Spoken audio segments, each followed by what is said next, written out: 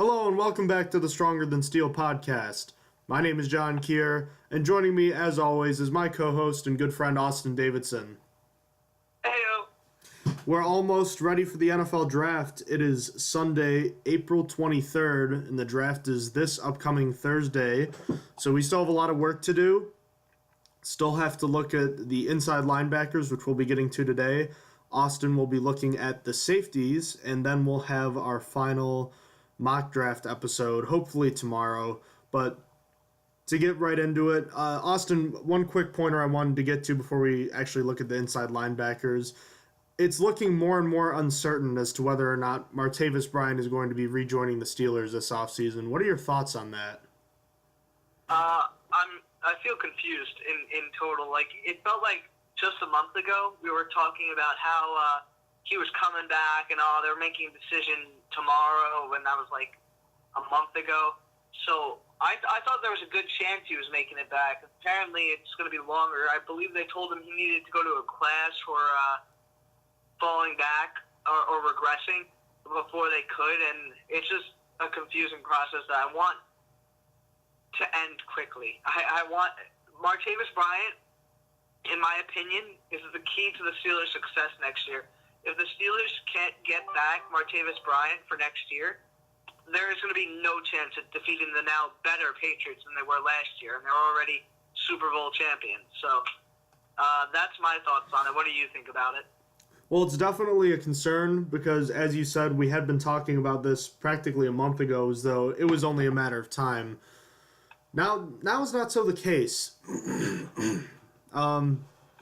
Very interesting to say the least. I don't really know what to expect, and there hasn't been much in the way of media coverage on it due to the fact that in Pittsburgh, the Pittsburgh Pirates baseball season began, and the Pittsburgh Penguins are in the playoffs. So the Martavis Bryant news has kind of been pushed to the back burner. So a lot of people have forgotten about it. But at the same point, he is something that the Steelers do need if they want to beat the Patriots.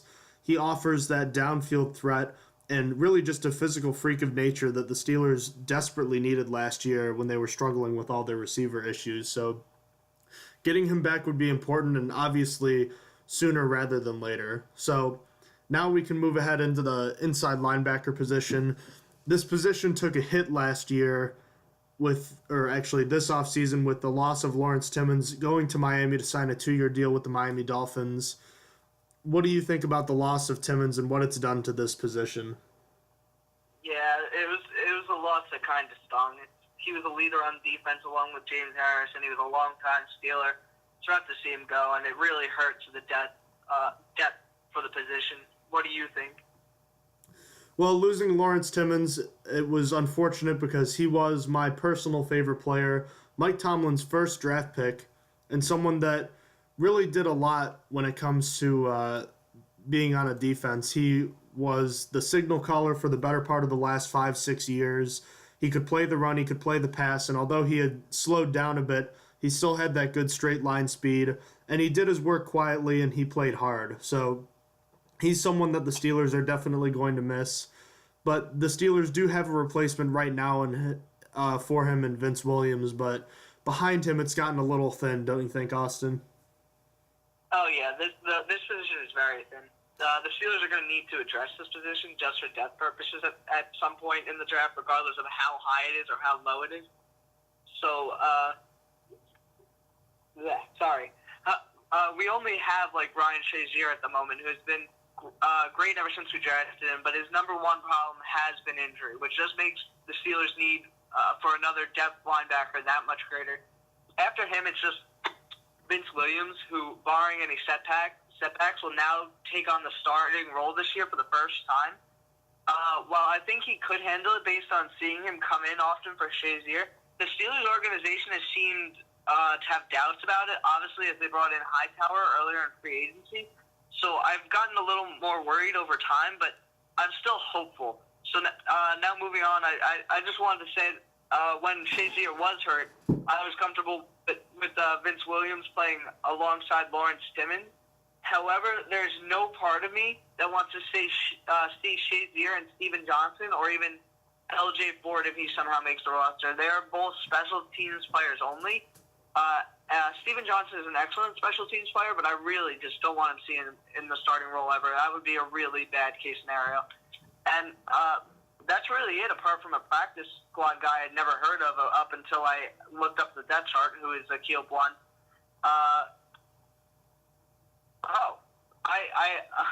There's just a little note attached to it that I just saw. Apparently, he's the descendant of former cornerback Mel Blunt, the great. So that's actually awesome. But I had no idea. He's only a practice squad guy anyway.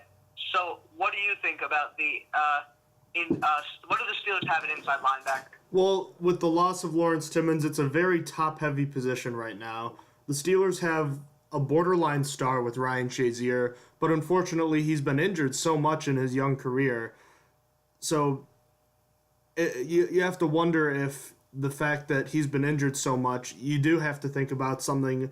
An injury with him would mean someone like Steven Johnson or LJ Ford becoming a starter alongside Vince Williams. When Shazier is healthy, he might be the best overall player on this defense. He can flow sideline to sideline, can play the pass, and he can rush the quarterback too when he's asked to. Starting alongside of him right now would be Vince Williams, someone that's overachieved a lot over the course of his career, a former 6th-round pick in 2013 that had to step into the starter's role right away due to an injury to Larry Foote, and he didn't disappoint.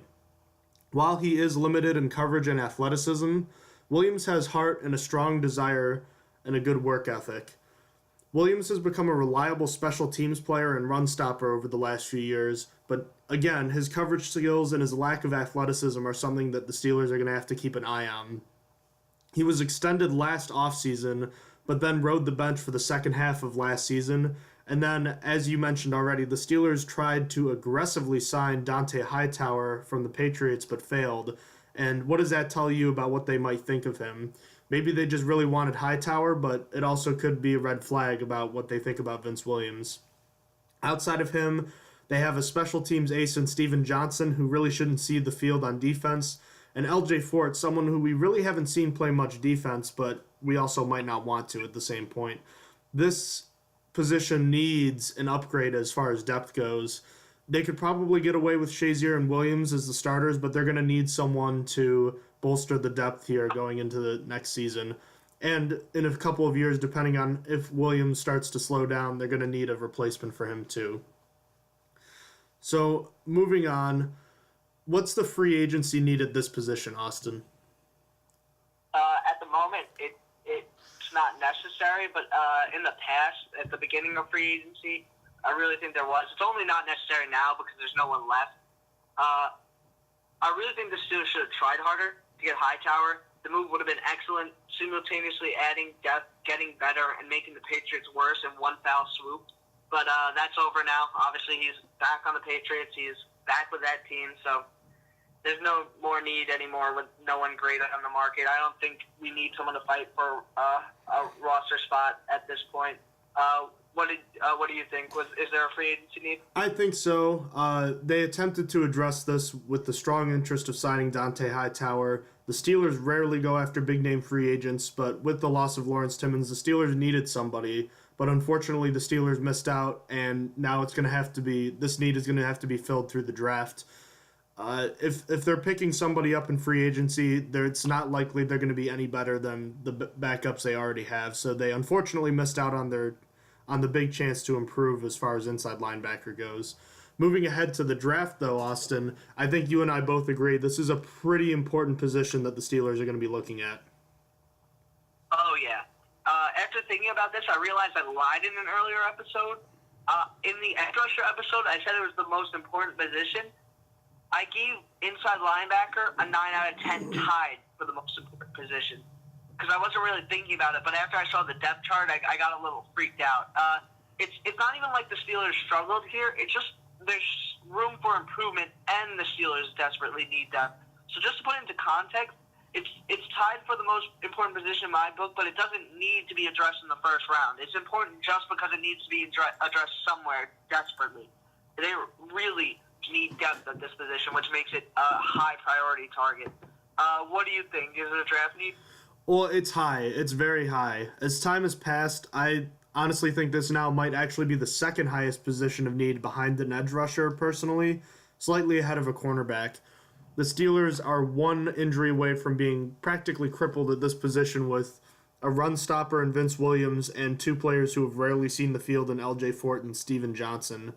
So that would mean the Steelers defense playing with the serious weakness in the middle, and that would make everyone else's jobs a lot harder. I think the Steelers need to use a high draft pick here. That doesn't necessarily mean a first round pick, but as long as the Steelers go for one in the first 3 rounds, which is where I suspect the Steelers will take one, I think that's where the Steelers are going to need to go to address this need. So, Austin, you have a couple of interesting prospects. Can you actually tell me first about Jabril Peppers?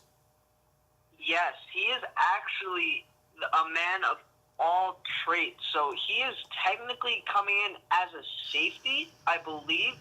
Or in college he's played linebacker. He's played everything in college, but he said he would come into the NFL and play safety, and some teams are considering him for that reason. But for our purposes, I looked at him as an inside linebacker because that's obviously what we need. So I'll start with his positives. One of the best things about Peppers is probably his versatility. As I said, I'm reviewing him as an inside linebacker, but he has the ability to play in several other positions, including outside linebacker and safety. In total, he's played 10 positions, and there's 2 of them that he could possibly keep up in the NFL, and those are punt returner and kickoff returner, which are very important for the Steelers, as we've seen. Before I go into his benefits as a linebacker, his highlight tape for just his 2016 season alone was full of incredible returns. It was 20 minutes long. I didn't watch every single one. I got to about 15 minutes, but I've seen he's a dangerous return man. Also, he could play in the slot if necessary, so it's rather crazy what he can do. He's just a jack of all trades. So now to his abilities as a linebacker, he's athletic and fluid in space with a fantastic change of direction. He is constantly moving with the changing flow of a play, and he throws his body into tackles to keep the run contained. Once he recognizes a run, by the way, he's not afraid to race downhill to get with it. Almost every tackle he makes or attempts to make, he hits with as much power as he can. His closing burst is great. He also plays with from sideline to sideline. He's very disruptive against the run because he can squeeze through gaps. Also, as one can assume, he is fantastic at putting pressure on the quarterback if he can squeeze through gaps. So he's a very talented in man coverage and can handle most tight ends. He's quick. He's also quick enough to match most receivers' speed, and he also can aggressively reroute receivers. Then finally, he's a capable blitzer who can come in from all angles. So what's wrong with Peppers is that, or what's more concerning with Peppers is that his instincts and ball production come into question. At Michigan, he only had 1 interception and 10 passes defended, and he tends to be slow to recognize the construct of a play and sometimes plays with a narrow view on the play. His play recognition and anticipation will need to become better to become an improvising playmaker. And sometimes he doesn't trust his feet and begins to get grabby and maul at the top of a route.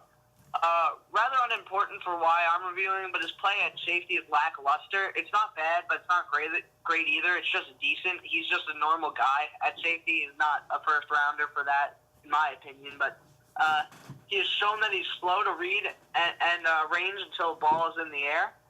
Then finally, he takes too small for take-on duties at linebacker, leads into tackles with a ducked head, and then he chooses to hit rather than wrap up. So overall, Jabril Peppers' versatility has opened teams to take him anywhere between the first and second rounds in most mock drafts, but he's usually held to the end of the first because of his mental slowness, which is his number 1 problem. So moving on, let's hear about your number 1 prospect. Well, the first prospect I looked at, Austin, was Jarrad Davis from the University of Florida. Despite missing almost 4 games last season, Davis was a stalwart on the Gators' defense the last 2 seasons. He was actually the special teams MVP of the team his freshman year. Davis was voted to the second-team All-SEC last season with 60 tackles, 6 for a loss, and 4 pass breakups in an injury-shortened season. He had his best season as a junior with 98 tackles, 11 of them for a loss, 3.5 sacks, and 4 pass breakups. So looking at some of his strengths, at 6'1" and 238 pounds, Davis is a freak of nature, and he has a great build and long limbs, and has a ripped sort of physique. He has great flexibility throughout his torso, and uses that to his advantage when he's hunting for the running back, running through the gaps. He has excellent tracking skills and can accelerate very quickly. Coaches have praised Davis in several occasions in regards to his leadership skills. He has a great pop when he engages another player and runs downhill with a purpose while being balanced and in a tackle ready position at the same time. He has enough speed and agility to match up against mobile quarterbacks when he's in spy coverage. He can be utilized as a blitzer due to his quickness and closing burst, and has a strong finishing rate as a tackler, and does a pretty good job of leveraging running backs inside to force instead of keeping them inside rather than letting them bounce outside. He's good at jamming tight ends at the line of scrimmage and can cover crossing routes well without having to take his eyes off the quarterback. Yet, he still has some room to improve in coverage, but that's not necessarily a bad thing for someone who's that young. So looking at some negatives, Davis is sometimes too committed to running downhill once he's started. This can cause him to be caught out of position and will get trapped on counters and other misdirection plays. He needs a more consistent technique and positioning when he's coming down the field. Sometimes lacks the patience and will overrun plays, opening up some cutback lanes. He's too willing to engage in contact with blockers instead of just trying to work past them, where he'll try to just run them over instead of just trying to run around them sometimes when that's the easier course of action to take. He struggles to disengage from a block when he's already been engaged, and he has average instincts that can create an inefficient movement after the snap of the ball. So bottom line, Davis is someone with fantastic leadership skills and the athletic qualities that are required at this position. He could be a great player for years to come. He has many traits that many NFL teams look for in a middle or inside linebacker. He does have to develop better instincts and more patience along with a more consistent technique, but he could push for a starting position right away. He's a highly rated prospect, and he's been projected to be a day 1 or day 2 prospect picked within the first couple of rounds. So, Austin, now that I've just talked about Gerard Davis, can you talk to me about your second prospect? My next prospect is Zach Cunningham from Vanderbilt. From his highlight reel, he's quite the playmaking machine. He works fast, seeing things quick, and processing them, then responding. A lot of his tackles for loss are created by shooting gaps at the right angle. Cunningham has a good feel for blockers and varies his speed and upper body movement to avoid blockers on the second level. He has quick lateral movement that allows him to race ahead of blockers. He tends to always come close to the football, which leads him to have a lot of tackles at Vanderbilt. In his time there, he showed an outstanding ability to both create and recover turnovers. He runs with long strides, and when that's coupled with his instincts and play speed, he can get from sideline to sideline relatively quickly. His long arms allow for an extended tackle radius, and he has proven to be durable and reliable. He has shown that he can handle man coverage responsibilities against both running backs and tight ends, and finally is really good at limiting yards after the catch. So on to my concerns about him. My biggest one, almost all of his problems come from stature and strength. My biggest concern when I first looked him up, I saw it immediately and was immediately upset about it. He had a very poor showing at the combine for a linebacker, only being able to do 15 reps on the bench press. That's very weak for a linebacker, and that was really bothersome for me. He also has an angular build with a high waist and skinny legs. He's not just weak in the arms, he also lacks power in his lower body, which creates issues with contact balance for him. Because of his strength, he easily gets entangled against sizable blockers and is slow to disengage from them. And also, he can't fight past angle blocks once they've landed. He struggles trying to leverage his gap and or stand his ground, which would be a challenge for him in the next level. Then finally, he tends to attack ball carriers up high rather than down low, which causes him to slide off too many would-be tackles because of it. So overall, if Cunningham could just get his strength up, he could be a dangerous player in the NFL. But as of now, he's too weak, in my opinion, to be a starting NFL linebacker. But because of his upside, he's still projected either the end of the first round or somewhere early in the second. So moving on, let's hear about your second prospect. Well, Austin, the second prospect I looked at was Kendall Beckwith from LSU. At 6'2" and 243 pounds, he has a strong family when it comes to success at the college ranks. He has a cousin who was at LSU from 2005 to 2008, and I believe he has a brother who's still in high school. But getting back to this Beckwith, Kendall was a top 100 prospect coming out of high school, and he made an immediate impact as a freshman with a critical strip sack against Florida, along with 11 tackles that season. He started 7 games as a sophomore and had 77 tackles, 7.5 for a loss, and 2 sacks. And then he elevated his play as a senior, becoming an all-SEC selection with 91 tackles, 6 for a loss. Unfortunately, he tore his ACL in the bowl game against Florida this season. So some of his strengths: Beckwith has a large frame and the experience to play the middle in both a 3-4 and a 3-4 scheme. He takes a smart path to the ball carrier and doesn't get caught out of position often because he doesn't run downhill just to do it because he wants to, more so like Gerard Davis did. He maintains his leverage and gap control and has an aggressive forearm to pulling guards and isolation blockers. He has quick hands and a surprising closing burst on the perimeter. His eyes are disciplined in coverage, and he plays fast but has good patience. He has good body control. He's a solid tackler and is aware in space. He reads the quarterback's eyes, which allow him to drift into the passing lane to disrupt crossing routes. Some of his weaknesses: he's not always great when he has to take on blocks at the second level. Sometimes he tries to avoid these blockers instead of taking them head on. He doesn't have great athleticism and will struggle playing sideline to sideline. He has a good straight line burst, but doesn't unlock his hips fast enough to change direction. My apologies. He plays too tall, and this will allow him to be redirected to a different way and will get him out of the lane too often. This could be a problem if he's asked to cover a speedy running back out of the backfield because he doesn't change direction quickly. And as I mentioned earlier, he tore his ACL in the bowl game against the University of Florida this year, and it's going to continue to damage his stock as it already has. But bottom line, Beckwith was a productive starter at LSU for 2+ seasons. He has the size and spirit to play for teams that want a physical linebacker, but his athletic limitations will make him a coverage liability. This is compounded by questions about his most recent injury.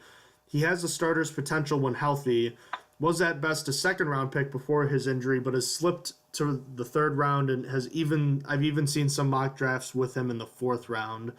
So, Austin, can you tell me about your final inside linebacker prospect? Yes, sir. My last one is Raekwon McMillan from Ohio State. For McMillan, moving downhill after the snap is his norm. He really has a good understanding of what angles to come from. He can be faster than pulling guards to the spot because of his play quickness. He plays with good anticipation of lane choice by the runner. He attacks blockers hands first, and he keeps a good arm extension to keep his frame clear. He plays zone very well because he can easily read the quarterback's eyes and then slide into passing lane. And then finally, he's become more thick and strong during his tenure at Ohio State. And moving on to some concerns. As a take on linebacker, he struggles to leverage his gap and often gets widened out of his gap by blockers with size. He also gets trapped on the wrong side of the block at times. He tends to play over the top of a block rather than under it and is slow to disengage and tackle. He's tight in his lower half, which probably contributes to why he's missing the quick reactive change of direction to consistently shift your runners. He's delayed in stop-start pursuit to the sideline, and then finally has some limitations in man coverage. So overall, McMillan is someone supposed to fall somewhere between rounds 2 and 3 because he lacks the speed and ability to play man all the time to make him first-round potential. However, his strength means he could be a sleeper pick for the later rounds 2, 3, or maybe even 4 if it really gets that bad. So let's hear about your third prospect. The final prospect I looked at, Austin, was Anthony Walker Jr. from Northwestern University. At 6'1" and 238 pounds, it's rare that you see this, but He was actually promoted as the leader of the team, known as the franchise while at Northwestern. Walker Jr. earned first team All Big Ten honors and third team All American honors with 122 tackles and 16 and a half for a loss his junior season. Last year he regressed a little bit with 105 tackles and 10 of them were for a loss. So some of his strengths: Walker Jr. is a strong player with another good frame. He has decent straight line speed and a good burst when he's close to the ball carrier. He's a smart player with a great work ethic, and he has good instincts as a downhill runner and is productive at the point of attack. He tries to engage blockers close to the line of scrimmage, giving him a chance to get to the running back. He has a great inside shoulder move that allows him to get past second-level blocks and can adjust his path to the ball while he's in space. He has great field awareness and has good peripheral vision and coverage. He has 16 pass breakups in his college career. Some of his weaknesses, though, include that he's stiff in his lateral movement and seems to have lost a bit of a step after taking on some added weight last season in muscle. He missed too many tackles and doesn't have great footwork when coming downhill. He's sluggish when redirecting his weight and will be caught out of position when facing a more elusive running back. He needs to meet blockers with more force, and his technique doesn't work very well right now. He doesn't punch blockers to maintain a distance from them and runs into them instead, giving the offensive player the advantage in that engagement. He doesn't get off blocks quickly and can be moved out of his gap that he's supposed to be in by blocks coming at him from an angle. So bottom line, Walker Jr. seems to have added too much muscle weight too quickly as it began to hinder his flexibility and agility last season. He has the character and absolutely has the desire to become a better player and can be counted on to improve because of his great work ethic, but he needs to lose weight first. He's at best a third-day prospect right now, since he won't be making an impact on day one. Mock drafts that I've seen have him going in the 7th round, and some of them even don't even have him getting drafted. So that's my final prospect, Austin. So now that we've looked at all of our prospects, how would you rank them as far as who you think would fit best with the Steelers? All right, I'm going to do it. I'm hopping on the Jabril Peppers train. He's my number one out of all these I looked at. And I'm going to ask you a question, because one of his negatives that I first said was that scouts touted his ball production because he only had one interception. Can you tell me the Steelers great that came out of college with only one interception? And here's a hint: he wasn't an inside linebacker. He was not an inside linebacker? He was not an inside linebacker. Do you know how many he had in his NFL career? Oh, no. I didn't look that up. Okay. That would have been almost cheating for me because I would have had an idea, but I'll guess Jack Ham. Nope, it was actually Troy Polamalu. Troy Polamalu came out of college with only one interception. Wow. Wow. And Troy Polamalu is a Hall of Famer, so there's that. So moving on from that, number 2 is Raekwon McMillan. I like McMillan's upside. I like his value because he could fall to the 3rd round. He could, even in the 2nd, he's still a good value pick. And then lastly, it was Zach Cunningham. I think I couldn't even hide it in my voice. I couldn't even hide it saying it. His strength is disgusting. Like, I don't know how mock drafts have him in the 1st round with that bad of a strength, because I don't see him starting for a whole year. I mean, I guess he's a very upside because if he can build up the muscle in a year, he can be really good, but he has a lot to go. 15 reps is just really bad. He doesn't have the strength to be an NFL linebacker, and like I said, I just don't think he's going to be there. So how do you rank your prospects? Well, the way I see it is the Steelers are going to need someone that doesn't have to step in on day one, but someone that needs to be ready to play at least a little bit, considering Ryan Shazier's injury history. So for that reason, I have Gerard Davis at number 1, even though it's not likely the Steelers are going to be able to take him. I loved the way he played when I was watching his tape, and there were just a lot of things that just screamed like he's going to be a good player. So I was very excited to see him, and he's definitely my top prospect for the inside linebackers. Kendall Beckwith is my number 2. I saw his game against Wisconsin this past season, and I wasn't super impressed, but I also realized that it's only one game, so I wasn't going to be too hard on him for it. And Anthony Walker Jr., while it's not really fair to compare him to the first two linebackers I looked at, since he's a projected 7th-round pick as opposed to a 2nd or 3rd-round pick, I like the way he plays, and I know he works hard, but you can't ignore a pretty obvious regression going from your junior to senior year. That's something that's going to have to be worked on, and he's probably a project player that could become an NFL starter, but it's not going to happen for at least 2 years. So I think the Steelers need someone that can produce sooner rather than later. So that's all I have to say for that. So the last thing, as we always do, Austin, is your predictions for the inside linebacker depth chart heading into next season. All right. So I got Ryan Shazier and Vince Williams as the starters. The draft pick is going to be behind them as the next man up. And then Steven Johnson. I think LJ Fort is going to be on the practice squad. I just don't think he's going to make the active roster. So what does the depth chart look for you? I have pretty much the same thing. The only difference is that I have LJ Fort making the roster just because I know the Steelers like to have at least 4 inside linebackers, and they usually have 5. So it wouldn't surprise me to see them keep an extra one like they used to do with Terrence Garvin or Stevenson Sylvester if you want to go back even further. So that's my thoughts on that. But it'll certainly be a position to look out for going into the draft this upcoming week. Austin, is there anything else you wanted to say before we finish things up for today? Maybe talk about... Just one little... I'm sorry, go ahead. I'm sorry.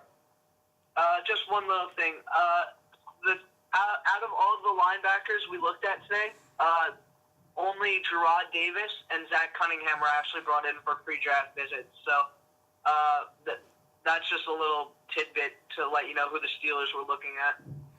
Alrighty. Well, we'll get this episode posted as soon as we can. I will have one more solo episode. And Austin, do you have anything you want to say before you get to your solo episode, which you're going to be doing the safeties in the NFL draft? And this will be your first episode hosted by just you. What are you thinking about it? Oh, I'm excited. I'm ready to lead an episode. All right. I'm looking forward to hearing it too, Austin. But for the time being, we're almost at draft day. We're going to have our remaining episodes, which we have the safeties, and we'll also have the defensive line episode posted soon. And we'll be looking for look for our mock draft episode. We're hoping to have it done by Monday, so you can have a few days to look at it before the draft. If you have any questions about the show, please email us at strongerthansteelpodcast@gmail.com. Feel free to give us suggestions, any feedback. We'd love to hear it. Check us out on Twitter and Facebook. Our Twitter handle is @stronger_steel. On Facebook, you can find us at Stronger Than Steel Podcast. We post our episodes on SoundCloud and YouTube under the same name as our show. So please check us out, and we're looking forward to the biggest off-season event of the NFL off-season, I guess, if you will. And it's been a fast off-season so far. It's a long off-season in general, but I feel like the off-season has gone by a lot faster since you and I have been looking at these prospects and doing an episode just about once a week, don't you think, Austin? Oh, yeah. It makes it feel like football's here, except it's not. Well, we're getting closer and closer, so we're less than 4 months away from the start of training camp, so that's something else to look forward to. So, ladies and gentlemen, thank you again for joining us today. Y'all set, Austin? Yes, sir. Alrighty. You take care, and you have a wonderful Sunday, Austin, and so do you, the rest of Steeler Nation.